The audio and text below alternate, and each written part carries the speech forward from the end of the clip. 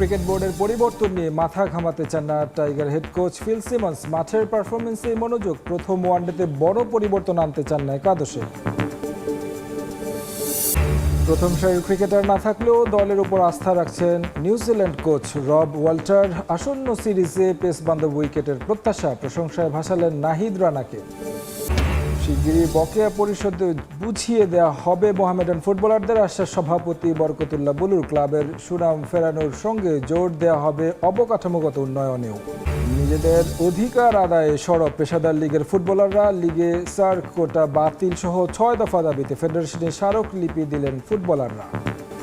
একের পর এক প্রশাসনিক পরিবর্তনে টালমাটাল বিসিবি, তবে এর কোনো প্রভাব জাতীয় দলে পড়েনি বলে জানান টাইগারদের হেড কোচ ফিল সিমন্স। এমন পরিস্থিতি দেখে আর অবাকও হন না তিনি। নিউজিল্যান্ড সিরিজের প্রথম ওয়ানডেতে একাদশে বড় কোনো পরিবর্তনের পরিকল্পনাও নেই তার। ওপেনিংয়ে সাইফ হাসানের উপরই আস্থা রাখতে চান ফিল সিমন্স। তরুণ পেসার নাহিদ রানাকে নিয়ে রয়েছে বড় প্রত্যাশা, তবে প্রচণ্ড গরম ও দিনের আলোতে খেলা হওয়ায় ক্রিকেটারদের মাঠে কিছুটা চ্যালেঞ্জের মুখে পড়তে পারেন বলে মনে করেন coach. Nothing in life surprises me anymore. And that's not got nothing to do with Bangladesh. 1.5 বছরের দায়িত্বে 3 সভাপতির অধীনে ফিল সিমন্সই মনে হয় ক্রিকেট বিশ্বের একমাত্র কোচ। হাথুরুর বরখাস্তর পর ফারুক আহমেদের অধীনে নিয়েছিলেন টাইগারদের দায়িত্ব। বুলবুল গেলেন নিউজিল্যান্ড সিরিজের ঠিক আগ মুহূর্তে অ্যাডহক কমিটির প্রেসিডেন্ট হলেন তামিম ইকবাল। বিসিবিতে একের পর এক পরিবর্তন, এখন আর অবাক হন না হেড কোচ। তবে প্রশ্ন, এর প্রভাব কি পড়ে দলের অনুশীলন ও পারফরমেন্সে? জীবনে কোনো কিছুই আমাকে আর অবাক করে না। অনেক কিছু দেখেছি আমি। আমাদের অনুশীলন এসব পরিবর্তনের কোনো প্রভাব পড়েনি। খেলোয়াড়রা আগের মতোই কঠোর পরিশ্রম করছে। আমি কোনো মানসিক প্রভাব দেখতে পাচ্ছি না। সিরিজের প্রস্তুতির জন্য যা প্রয়োজন সবই করেছে তারা। সিমন্স না বললেও টালমাটাল এই পরিস্থিতি কিছুটা হলেও প্রভাব ফেলে দলে। তার উপর এই নিউজিল্যান্ড সিরিজ টাইগারদের ওয়ানডে বিশ্বকাপে সরাসরি অংশগ্রহণের জন্য বড় এক মঞ্চ। যদিও পূর্ণ শক্তির দল আনেনি কিউইরা, তবে প্রথম ওয়ানডে পাকিস্তান সিরিজের শেষ ম্যাচের একাদশী খেলানোর ইঙ্গিত দিলেন সিমন্স। ওপেনিংয়ে আবারও আস্থা সাইফ হাসানের ওপর। আমি দ্বিতীয় সারির দল বলে কিছু মনে করি না। তারা নতুন প্রতিভা নিয়ে এসেছে এবং আমাদের কঠিন চ্যালেঞ্জ জানাবে। আর আমার মনে হয় আমরা ওপেনিংয়ে এখন কিছুটা থিতু হয়েছি। প্রস্তুতি ম্যাচে সাইফ দেখিয়েছে সে তার ছন্দে ফিরছে। আপাতত আমাদের ওপেনিং জুটি ঠিক আছে।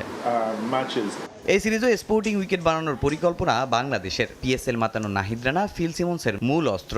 তার আরও যত্ন নেওয়ার পক্ষে হেড কোচ। সিরিজে পেস ইউনিটের কাছ থেকেও সেরা পারফরমেন্স চান সিমন্স।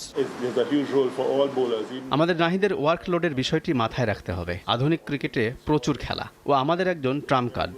আমাদের ওর সুরক্ষা দিতে হবে, সব সময় যেন তাকে পাওয়া যায় মাথায় রাখতে হবে। আমাদের ওর যত্ন নিতে হবে। বাকিদেরও কাছ থেকে সেরা পারফরমেন্স পাবো আশা করছি।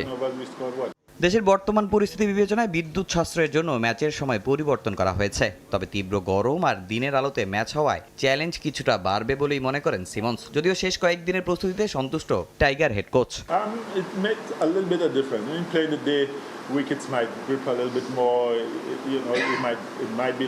অতিরিক্ত স্পিন বান্ধব কিংবা মন্থর উইকেট তৈরির প্রয়োজন এখন আর বাংলাদেশে নেই, বরং দারুণ সব ফার্স্ট বোলার থাকায় পেস বান্ধব উইকেটই দেয়া হতে পারে আসন্ন সিরিজে। এমনটাই ধারণা নিউজিল্যান্ডের হেড কোচ রব ওয়াল্টারের। আলাদাভাবে প্রশংসায় ভাসিয়েছেন নাহিদ রানাকে। প্রথম সারির অনেক ক্রিকেটার না থাকলেও দলের উপর আস্থা রাখছেন ব্ল্যাক ক্যাপস কোচ।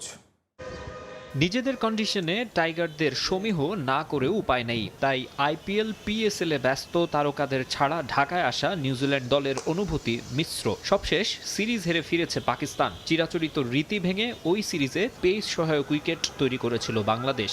এখন আবার নির্বাচকদের কাছ থেকে ইঙ্গিত পাওয়া যাচ্ছে নিউজিল্যান্ড সিরিজে উইকেট হতে পারে স্লো, তাই খানিকটা ধাঁধায় আছে সফররতরা।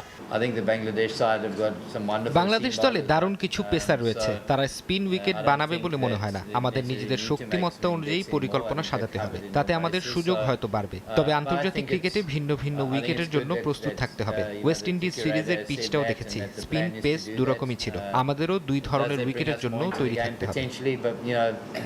international cricket is played. আগে বাংলাদেশে এলেই স্পিনারদের নিয়ে ভাবতে হতো প্রতিপক্ষকে। ইদানিং রাজত্ব পেসারদের। মোস্তাফিজ তাসকিনরা তো আছেনই, নতুন করে ত্রাস ছড়াচ্ছেন নাহিদ রানা। পাকিস্তান সুপার লিগে দুর্দান্ত পারফর্ম করে আত্মবিশ্বাসের তুঙ্গে এই পেসার, তাই তাকে নিয়ে আলাদাভাবে হোমওয়ার্ক করতে হচ্ছে কিউইদের। Able to expose our sort of lesser experienced Nahid Rana দারুণ players বোলার, to quality এই কন্ডিশন থেকে সুবিধা আদায় করে নেবে। বাংলাদেশে এমন একজন ফাস্ট বোলার দেখতে পাওয়া বেশ ভালো ব্যাপার। তার সামর্থ্যকে খাটো করে দেখছি না, তবে পেসারদের বিপক্ষে খেলে অভ্যস্ত আমাদের ব্যাটাররা। আমাদের দলেও পেসার আছে, কন্ডিশনটা ভিন্ন, তাই স্কিল কাজে লাগিয়ে নাহিদ রানা কিংবা অন্য পেসারদের সামলাতে হবে। good opposition, see how their games stack up. জায়ান্টদের দ্বিতীয় সারির দল নিয়ে বাংলাদেশ সফরে আসা নতুন নয়। তরুণ ক্রিকেটারদের পরখ করার সুযোগ কাজে লাগায় তারা। তবে পূর্ণ শক্তির দল নিয়ে এখানে নাকানি চুবানি খাওয়ারও বহু ঘটনা আছে। ব্ল্যাক ক্যাপরা তাই সাবধানী। তবে স্কোয়াডের ক্রিকেটারদের চাপ মুক্ত রাখতে চায় team management. A plus for us to expose. আমাদের এই দলে এ টিমের হয়ে এখানে খেলা ক্রিকেটার আছে। তখন তারা 4 দিনের ম্যাচ খেলেছিল। সিরিজ হয়েছিল মে মাসে, অনেকটা একই সময়ে। সব মিলিয়ে আগের অভিজ্ঞতা তাদের কাজে লাগবে। আন্তর্জাতিক ক্রিকেট থেকে অবসরের ঘোষণা দিলেন পেসার রুবেল হোসেন। তবে ঘরোয়া ক্রিকেটে খেলা চালিয়ে যেতে চান 36 বছর বয়সী পেসার। নিজের ভেরিফাইড ফেসবুক পেজে এক স্ট্যাটাসে বিষয়টি জানান রুবেল। আন্তর্জাতিক ক্রিকেটে লম্বা সময় ধরেই অনিয়মিত রুবেল লাল সবুজ জার্সিতে সবশেষ খেলেছেন 2021 সালের এপ্রিলে নিউজিল্যান্ডের বিপক্ষে টি-20 সিরিজে। সেই সফরেই খেলেন শেষ ওয়ানডে। গেল 2 বছরে ঘরোয়া লিগেও খুব একটা সুযোগ পাননি এই পেসার। খেলেছেন মাত্র একটি ম্যাচ। আন্তর্জাতিক ক্রিকেট থেকে বিদায় নিলেও ঘরোয়া ক্রিকেটে খেলা চালিয়ে যেতে চান রুবেল। পেসার হান্ট প্রতিযোগিতা থেকে উঠে আসা রুবেলের আন্তর্জাতিক অভিষেক হয় 2009 সালের জানুয়ারিতে। বাংলাদেশের প্রথম বোলার হিসেবে ওয়ানডেতে অভিষেকে শিকার করেন 4 উইকেট। এরপর করেছেন বেশ কিছু স্মরণীয় স্পেল। তবে রুবেলকে সবাই মনে রাখবে 2015 বিশ্বকাপে ইংল্যান্ডের বিপক্ষে অবিস্মরণীয় স্পেলের জন্য। অ্যাডিলেইডে রুবেলের দুর্দান্ত বোলিংয়েই ইংল্যান্ডকে হারিয়ে প্রথমবার বিশ্বকাপের কোয়ার্টার ফাইনাল খেলায় বাংলাদেশ। সব মিলিয়ে বাংলাদেশের হয়ে 3 ফরম্যাটে 159 ম্যাচে রুবেল শিকার করেছেন 193 উইকেট।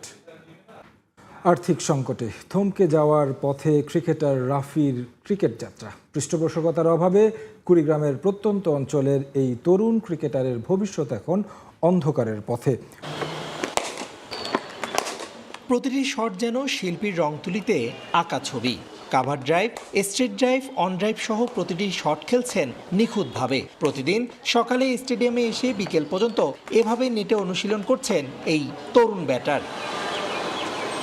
বলছি কুড়িগ্রামের প্রত্যন্ত গ্রাম অঞ্চল থেকে উঠে আসা ক্রিকেটার রাফাদাল রাফির কথা। জাতীয় দলে খেলার স্বপ্ন নিয়ে অর্থের অভাবে কুড়িগ্রাম স্টেডিয়ামে এভাবেই অনুশীলন চালিয়ে যেতে হচ্ছে। কুড়িগ্রামের যে ফ্যাসিলিটিস, এখান থেকে প্র্যাকটিসের মাধ্যমে কিন্তু আর কি হয় না। আসলে যতই চেষ্টা করি অনেক কিছুই নাই আর কি। কুড়িগ্রামে আমাদের গরিব অঞ্চল, অনেক কিছুই নাই। আমার বাবা অনেক চেষ্টা করছে, এখন হয়তো পারতেছে না, পারিবারিক কারণে হোক, অর্থনৈতিক কারণে হোক।